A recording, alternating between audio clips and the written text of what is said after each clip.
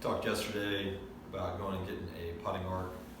Hopefully you got one of the ones that is curved on both sides. As you can see here, most people use the outside of this and just make their putter go with the heel resting on it. I'm actually interested in the other side of this for you, which is going to prevent the club from working too far outward. Even if you didn't get one like this, you can still make it work. I'll show you how. Ultimately, working on the stroke, we need to alleviate how much the face is opening and closing, which is directly related to a path issue.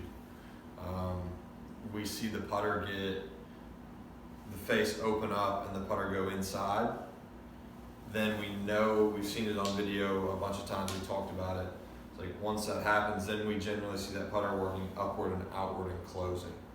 That is a reaction. That closing of the face, the excessive face rotation, is a reaction to that path continuing upward and outward. That's you having good hand-eye coordination, trying to get that face squared back up to the direction you want that ball to go.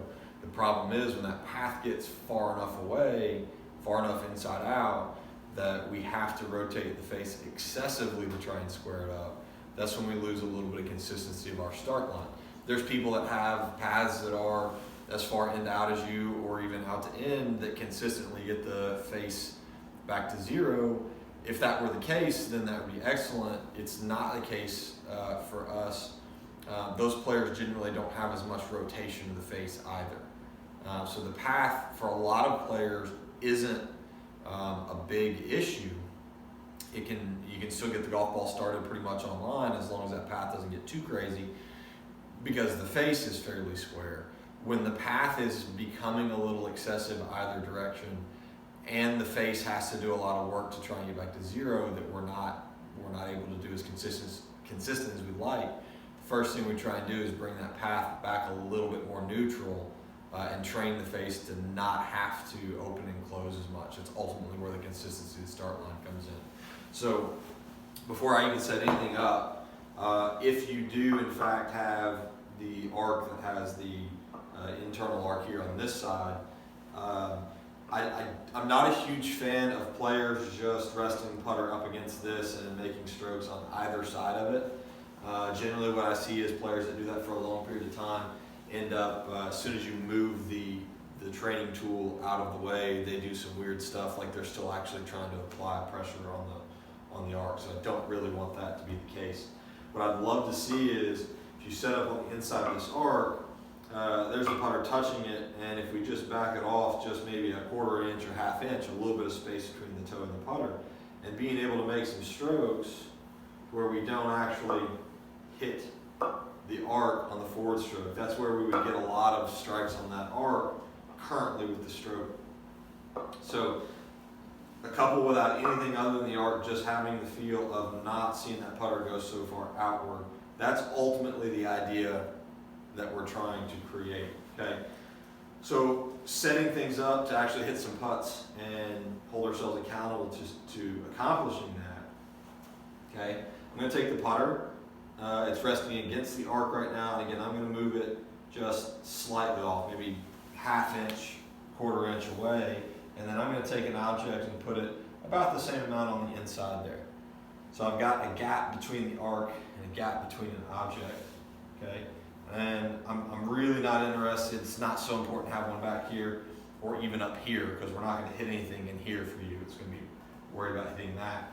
The next piece to that is we're gonna take a 4-iron or a 3-iron, and I want the butt end of the grip to be in contact with this end of the arc. I'm gonna take a golf ball. That's about exactly where that ball should be leaving to be a straight putt. So we're just gonna take a tee, put it right there to make sure that we're not gonna continue to pull the putt. Once we've created the correct path we want, we don't want to still maintain that closing of the face that we've had, which would cause a golf ball starting left. The ultimate goal here is can I hit a putt? My putter's set up here. It's middle of the face. Can I hit a putt now? Can I make strokes to where I make back strokes and forward strokes that don't come in contact with that arc. Okay. And I get my golf ball to launch not left. So I'm basically neutralizing my path, getting it to arc back to the left. Okay. I'm holding myself accountable to not letting the face continue to close that would create a pull. I'm getting my path to arc to the left and the face to stay square. That's the separation, the opposite that we currently have. We've got a path shooting out to the right and a face trying to hook. We need those two things to sort of come back a little closer together. So ultimately your goal is, one, always paying attention to your posture, which you've done a really nice job at, so I'm not too worried about that. The grip, as you found out, is virtually irrelevant in terms of controlling the face and controlling rotation. It doesn't matter. So whatever grip you're comfortable with, given the posture can stay the same.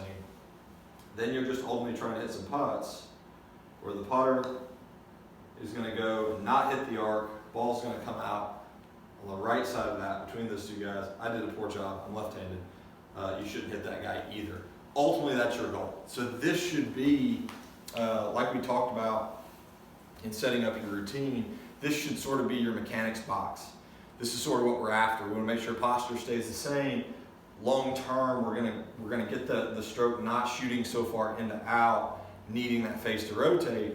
We're gonna get that path a little more neutral and a little bit more arced, and allow that face to stay really, really square, so you're never actively having to try and square. This is ultimately the direction we got to go with the stroke to get you as much start line control as we need. So give that a shot. If you don't have this side of the arc, you can flip it out on this side.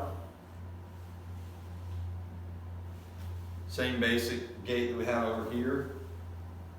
On the forward side, I want the same thing. You could even use a T if you wanted. Okay.